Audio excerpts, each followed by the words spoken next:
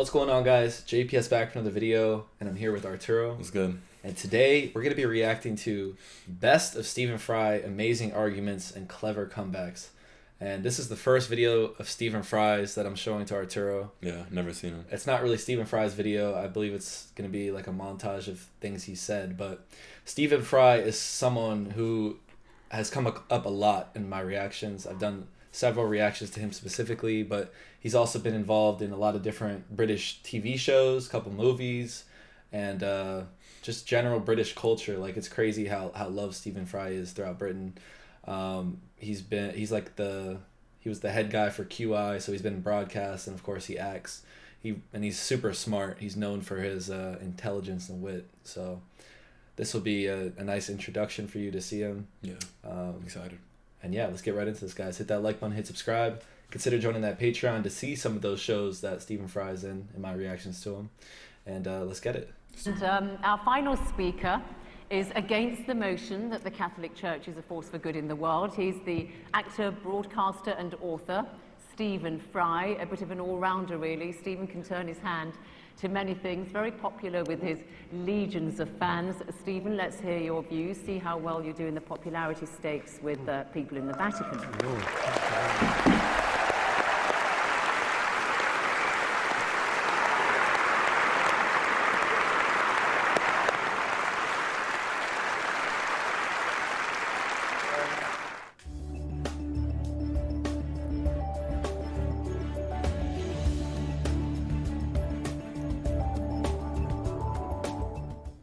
And then we come to children.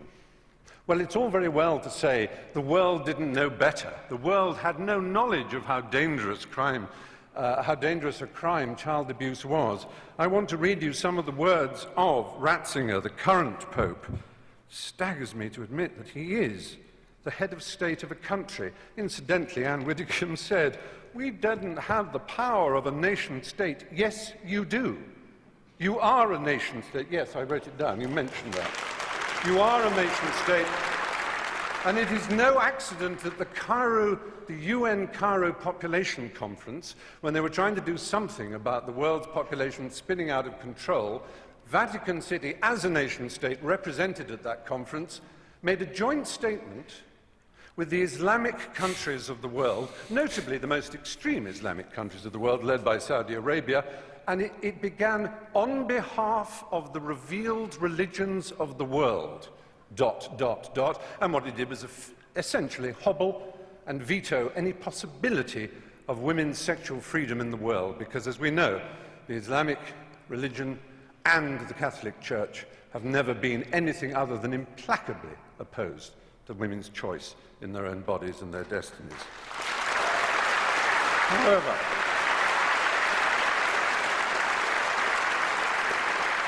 so, Ratzinger, in 2003, he was prefect, I'm not making this up, he was prefect of the Congregation of the Doctrine of the Faith. And it was his job to deal with the child abuse scandal that was brewing.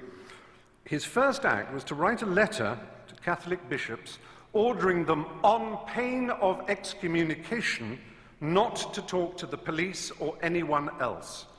Investigations should be handled, he wrote, and I'm quoting that letter, "in the most secretive way, restrained by perpetual silence." The Mexican founder of the Legion of Christ movement, Maciel Degollado, was protected from his own catalogue of child abuse, which is horrific. "One cannot put on trial so close a friend of the Pope," said Ratzinger. When the allegations could no longer be denied, Maciel was sentenced to a life of prayer and penitence. And Ratzinger described the whole affair, and that of Bernard Law of Boston, to which my colleague also referred, as causing suffering for the Church and for me personally. He also said the answer would be to stop homosexuals from being allowed into the Church. Now, it's perhaps unfair of me as a gay man to moan that this enormous institution, which is the largest and most powerful church on earth, has over 1 billion, as they like to tell us, members, each one of whom is under strict instructions to believe the dogmas of the church, but may wrestle with them personally, of course.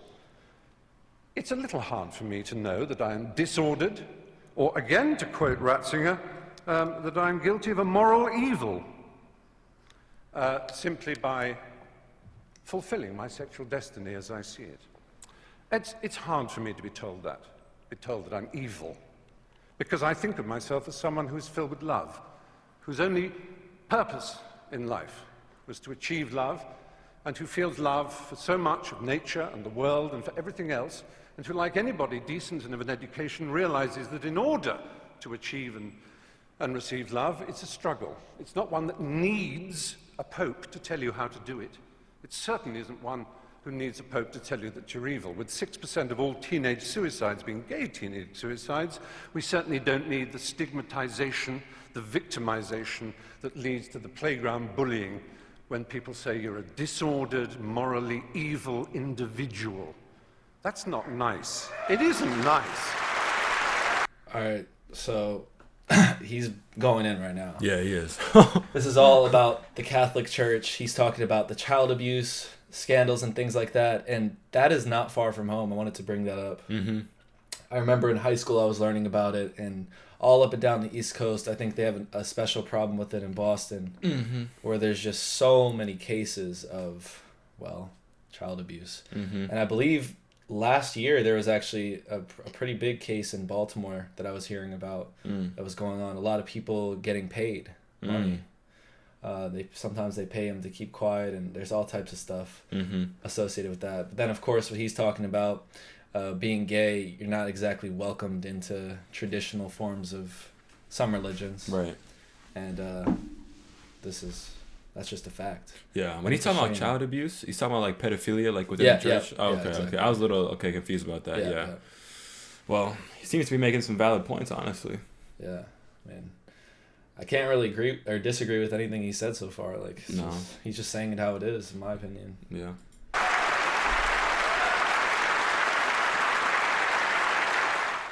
Yeah, surprisingly, I think it was Yasser Arafat who said that the history of most of the wars of the world is quarrels over whose invisible friend was more powerful. Yes. I suppose you will continue to get hate mail. I know Christopher has had the weird experience of having to decide which is weirder, the people who are praying for him, not necessarily even to get better, but to find faith in his moment of physical illness, or those who are gloating that he will roast for eternity in hell. So he was referring to Christopher Hitchens, who is one of his good friends, who's also a really profound speaker and intellect. And he died.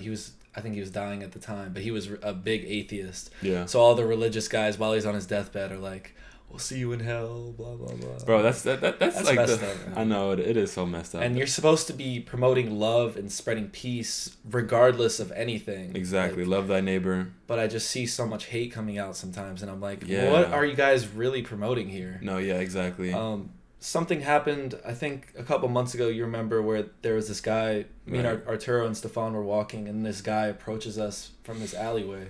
And he's like, "Do you guys believe in God?" And we're like, all right, bro. Like, but then he just was trying basically to agitate us. And as we were walking away, he's like yelling stuff like, "Hey, this is serious. Yeah, like you guys are gonna regret that." Because I was like, we were snickering a little bit, and he was like, "It's not funny."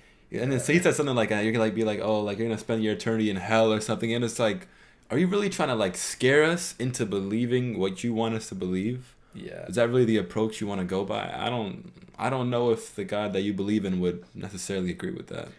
It just felt like he was trying to pick a fight. Yeah, and exactly. just doing things that, like, I'm like, if Jesus were here, bro, all y'all street preachers that doing this and that, he would not approve of the things you're saying. Y'all the ones going to hell.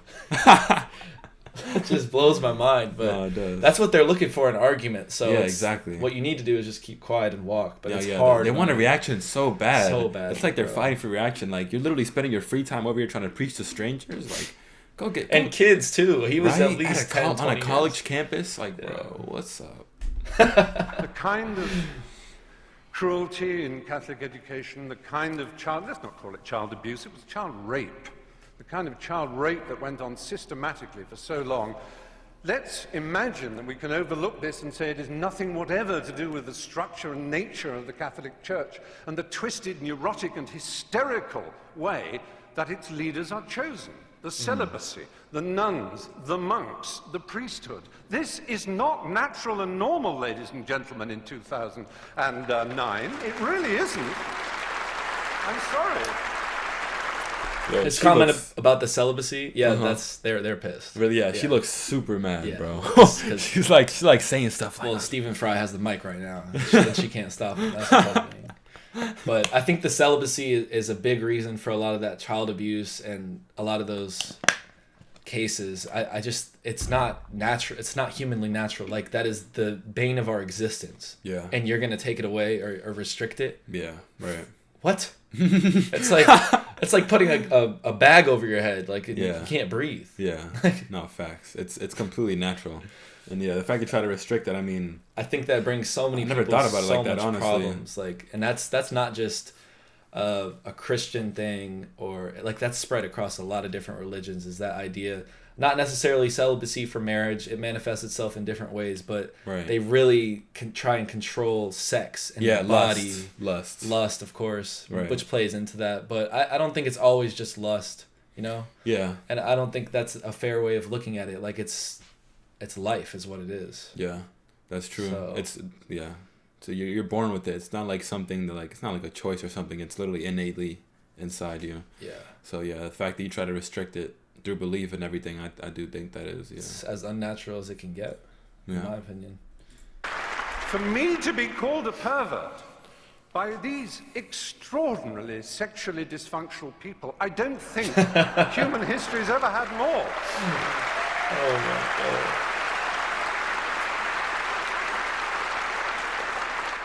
Stephen Fry, the question about the Catholic Church apparently doesn't condemn homosexuality, that question asked. Well, I'm afraid it simply does. It does condemn it, yes. It calls it, the official word is disorder, but it was refined by the current pontiff, Ratzinger, who called it a moral evil. But on the other hand, we must remember, as the point that was made, is that the Church is very loose on moral evils, because although they try to accuse people like me who believe in the empiricism and the Enlightenment of somehow what they call moral relativism, as if it's some appalling sin, where what it actually means is thought, they, for example, thought that slavery was perfectly fine. Absolutely okay, and then they didn't. They thought until the year 2000 that a baby went to limbo, causing unbelievable distress to parents whose child died. Okay. Unbelievable distress. And then, with a wave of the hand and a stamp of a seal, it was no longer true. Something that had been eternally, or at least true for 2,000 years, suddenly wasn't. Because the truth is complicated. It's hard. And Well, I'm confused. What are you talking about with the baby? I think he's talking about. Listen, I'm not really sure about the situation with the baby thing, but what he's talking about is how things are so, like, malleable, like things are so loose, and what's acceptable according to the scripture or whatever writing in one book, Right.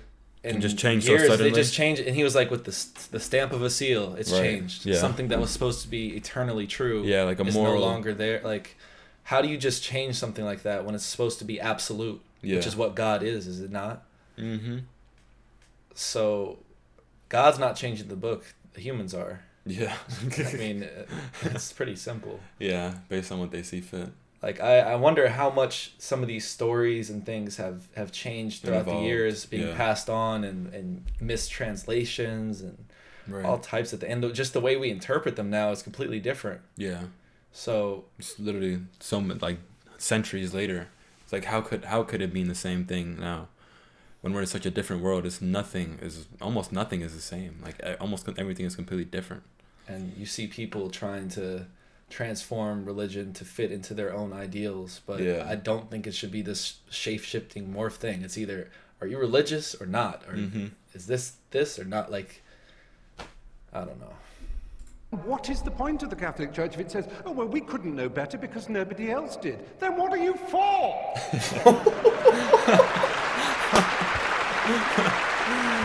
Damn, he's not lying. I'm not gonna lie. For those who didn't Bro, he was see, smiling tell us too. how you came to conceive of an evil Bro. God, a mean-minded God. I didn't come to conceive of one. I'm talking about the universe as I see it. Yes. I'm just saying, if there is a loving God, how come children get bone cancer? Answer me that. It's that simple. It's not a game. I'm not trying to be funny. It's just, how can you begin to say there is a loving God and give children bone cancer? And that's why they invented the devil. Because that answers that question. Yeah. But I agree. There was actually, I was listening to some music today, and one of the lines was, in one of the songs, if God's real, he's got a venomous heart. And I was just like, wow, that's pretty profound. Yeah. Like, there is so much pain and suffering that occurs. Like, you could argue, for many people, life is pain and suffering. Like, just the fight for existence. Yeah. And we don't really know what we're fighting for. That's it's kind of for us to decide, which can be very difficult. Yeah, it's not exactly a straightforward path. You get taken over here, and then things change and everything. So yeah. But I think also without the bad, we can't have good. But that's something I can say because I'm in a good position. Like a lot of other people would be like, well, there's no good. This all really bad. sucks. Yeah. Yeah. So we're really lucky. Yeah, definitely very fortunate. So they howl and scream in agony and die. Or because I want them in heaven. That's a ridiculous nonsense. That can't be true. It just can't be true. So there is a lot of thinking to be done. And I'm not undermining the thinking that serious theologians do, and the branch of scholarship that they embark on to try and justify pain and evil in the world. And so I made the mistake in the modern world, if you like, of saying what I thought.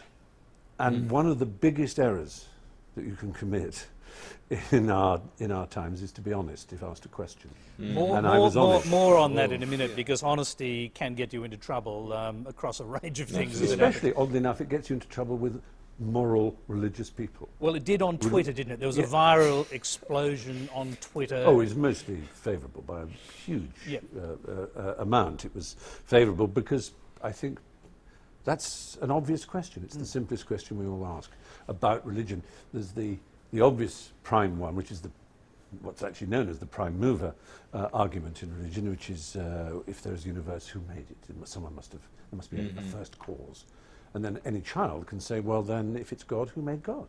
and so on. These are simple questions, but they're beautiful. Like all the best questions in intellectual life, physics and other things, they're very, very simple. And an extremely simple one, if you're told God loves you and loves the world and loves everybody, is why does he cause such appalling, or allow such appalling pain? And there were 6th century BC philosophers who said if God doesn't allow it, then he isn't all-powerful. If it just happens without his permission, then he's not all-powerful. Well, it's been a really interesting debate, and I've loved some of the questions from the floor. I suppose I'm slightly disappointed that Anne Widdecombe in particular should say, oh, I knew they'd bring up condoms and child rape and homosexuality. It's a bit like a burglar in court, so you would bring up that burglary and that manslaughter. You never mention the fact I give my father a birthday present. You know, it's, yes, are you getting the message? There is a reason we hammer home these issues, because they matter. They matter to people's hearts and souls. I make no apology to the lady who said this is supposed to be intelligence squared. Why are you being so emotional? We're talking about religion and souls here. I make no apology for being emotional about that subject. I make no apology for apparently not understanding the theology of Thomas Aquinas and Augustine of Hippo, or the Council of Trent, or various other extraordinary conventions that ruled on limbo. Don't tell me there's some magisterial and mystical reason behind limbo that I'm too stupid to understand. That's not good enough. It really isn't. As a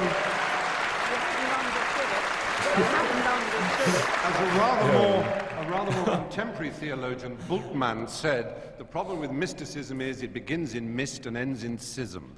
And it's terribly disappointing to hear that those who want to stand up for a church that is based on a founder who was put to death by capital punishment, who, for all we know from what he said, seemed to be very, very understanding, imaginative, pure, simple, remarkably intelligent in a Socratic kind of way. And he is represented by, really, I'm afraid, pretty low-rent intelligences and pretty low-rent imaginations. They are not connected at the moment, it seems to me, with the aspirations and desires of the human race. There's such an opportunity, owning 1 billion souls at baptism, that can never be unowned, to answer that lady's question, until she's excommunicated. So yes, you are counted. It's such an opportunity to do something remarkable to make this planet better. And it's an opportunity that is constantly and arrogantly being avoided, and I'm sorry for that. There's this rather feeble thing that people say is science doesn't know everything, and the assumption therefore is that you can then proceed as if what you've said is science knows nothing. All right, there isn't a scientist alive who claims that science knows everything. Any scientist would be incredibly disappointed if they felt that the end of science had come and the last sum had been done. That's true. Yeah, that is true. The universe has been made. I mean, look at the Large Hadron Collider. They're all terribly excited at the possibility that the Higgs boson field won't be discovered, won't be proven. And then the standard model will have to be totally rewritten, and that'll be something thrilling for scientists. If you want to hear something that a scientist usually says, it's, I don't know. Because that's basically the tool of science is to take your ignorance and to try and find out. It's that simple. The pleasure of finding things out, as Richard Feynman called it. Now, as humans, we don't spend our time, unless we are scientists 24 hours a day, just finding things out. We live, we love, we make mistakes, we wonder why this happens to us in a metaphysical, emotional, moral, social, sexual way. We have all kinds of worries and fears and disturbing thoughts about life in the universe. And science can't even begin to cover them, and no scientist would claim that it does. But that doesn't mean that Genesis is true. That doesn't mean that Sunni Muslims are right to blow Genesis? up Shiite Muslims. Genesis is the first verse in the Bible that says, in the beginning, God created the world. And it's their stance on creationism. Okay. I got a lot to say here about this, but I'm going to let him talk through this. But that doesn't mean that Genesis is true. That doesn't mean that Sunni Muslims are right to blow up Shiite Muslims. It doesn't mean that that Hindus are right to blow up Muslims in India. None of that follows from the basis that science doesn't know everything. Science doesn't know everything, therefore I'm going to ram my religion down your throat and tell your women what to wear in public and whether or not they can go to school. How does that make sense? Audience, you've all voted again. All right, before this last clip. Yeah, go ahead. So on this point, I think this is one of my favorite points about science versus religion is one of the biggest things that's argued about religion is, okay, how did the earth get here? Yeah. Or how are we here? Right. And science tries to explain that. We have the Big Bang Theory. All but that's the most important word there is theory. Yeah. Science isn't claiming to have the truth. Science is seeking the truth. Religion claims to have the truth. Yeah. And it's kind of like that. What was that? What was that one comedian we watched? I know you're talking Dave Allen. Yeah, I remember he was like, we're all wearing a blindfold, but people's religion claim that they see something or something like that. That's literally that, right? That's literally what I thought of right there. Like that's true. Like religion, like they claim like they know everything like 100% down to the T, and it's just like you really. And then when they start talking, you start to realize that I don't think you know much at all. But I think science has done like a amazing job at explaining some of the most the craziest phenomenons. Like 100%. We've explained quite a lot. I mean, we know a lot about the world. We do. Almost everything about Earth. I mean, there's still a lot to learn, of course, but I'm saying because of the ocean, there's so much unexplored ocean. Yeah, I know. Of course, the ocean, but at least to what we've discovered compared to the universe. Yeah. We don't know anything outside of Earth. Mm-mm. And I don't know if that's gonna change. Who knows? Yeah. Eventually, probably. We'll see if we can get there, though. Yeah, but that I think will definitely change views on religion, especially if other life is found. Mm-hmm. I mean, people are gonna go ape shit. Honestly, I hope we're not around for that. It's gonna be there's gonna be wars and all types of stuff, bro. Yeah, it would be insane. Honestly, yeah, people won't be able to take that. No, we'll be long gone. We're not finding anything for now. Yeah, I mean, I hope. Audience, you've all voted again. Now, the Moment of Truth panel. Let me remind everybody that before the debate when everybody came in, this is how you voted. For the motion that the Catholic Church is a force for good in the world, 678. Wow. Against the motion, 1,102. And the undecideds, the don't knows, were 346. This is how you voted subsequently.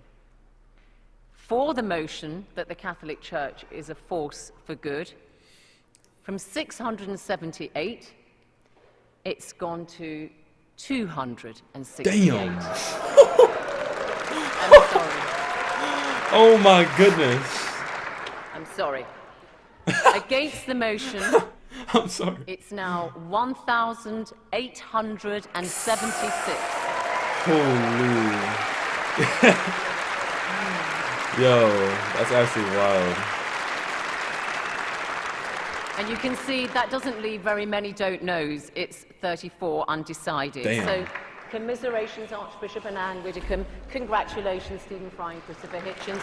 Thank you all. All right. Okay.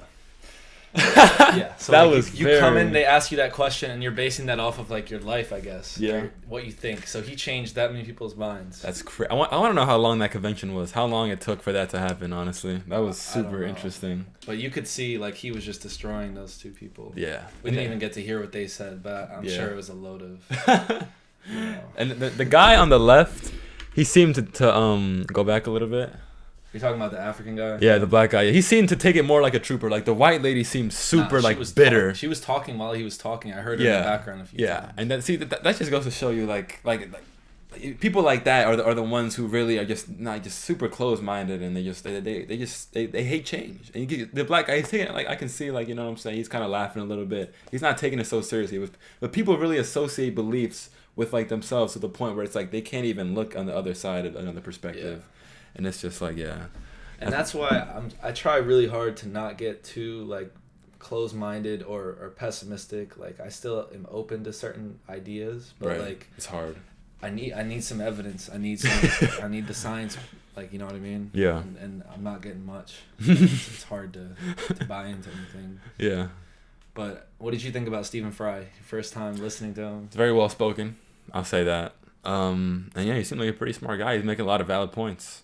And yeah, I mean, he seemed like just super open-minded guy. You know, I think we could all strive to be a little bit more like him. He was definitely just very well spoken, and yeah.